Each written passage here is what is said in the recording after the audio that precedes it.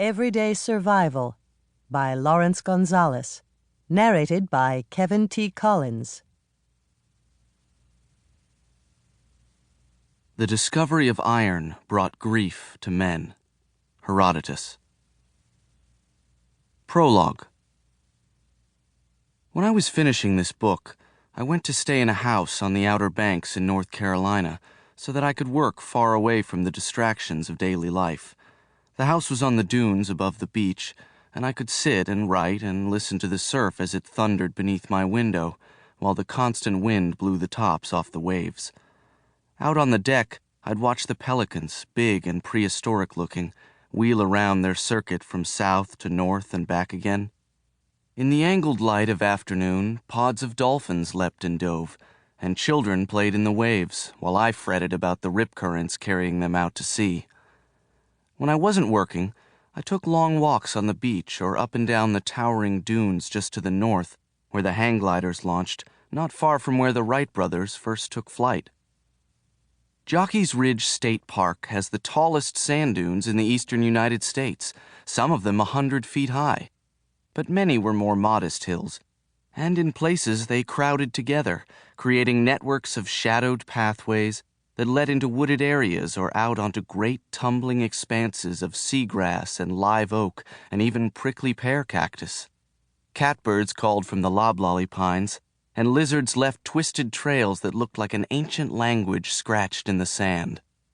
More than a few times, as I hiked, contemplating some of the deeper questions in this book, I realized that I had no idea where I was. I was, in fact, lost. But the entire park is only a mile long and 3/4 of a mile wide, wedged between U.S. Highway 158 and Roanoke Sound. I knew I could find my way out. Nevertheless, I had a hunch that this was a good place for people to find their own kind of trouble. And trouble is my specialty, studying it, writing about it, trying to understand how it happens. So I stopped a park ranger on my way out one day and asked him if people ever had to be rescued there. He just laughed. "About 20 nights a year I'm out here looking for someone," he said. Dobo Cox was his name, and he was a broad man with a low center of gravity, all muscle.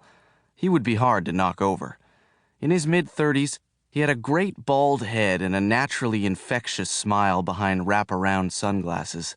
On his belt, crowded in among all the other paraphernalia, collapsible baton, mace, handcuffs, he wore a Glock 45 caliber pistol, the darker side of his profession. His job was trouble too, and he appeared to have taken every precaution to keep it from getting the better of him. Cox went on to describe the astounding failures of mind that he had witnessed as a ranger on this tiny spit of land. He told me about a group of people he'd found on top of the tallest dune in the park.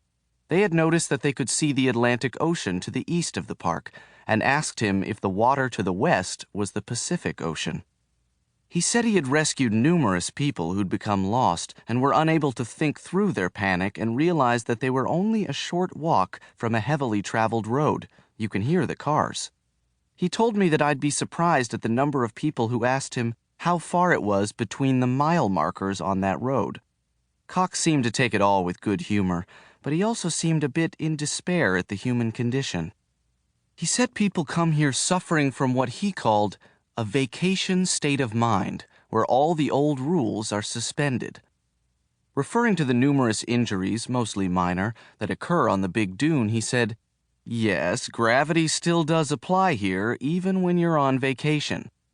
He said people ask him things like which side of the road to drive on. One visitor complained bitterly because the dunes were made of sand, which made them hard to climb. I was particularly interested in talking to Cox because I had just come from giving a talk at the Santa Fe Institute. The talk was called "Intelligent Mistakes When Smart People Do Stupid Things," and it was a brief preview of the first part of this book. It addressed behaviors, some of them my own, that were not unlike the ones Cox was describing to me on that summer day, filled with wind and sun on the eastern seaboard. The Santa Fe Institute, SFI as it's called, is one of the most respected research institutions in the nation and is well known around the world. It was formed by a group of scientists, economists, and mathematicians who believed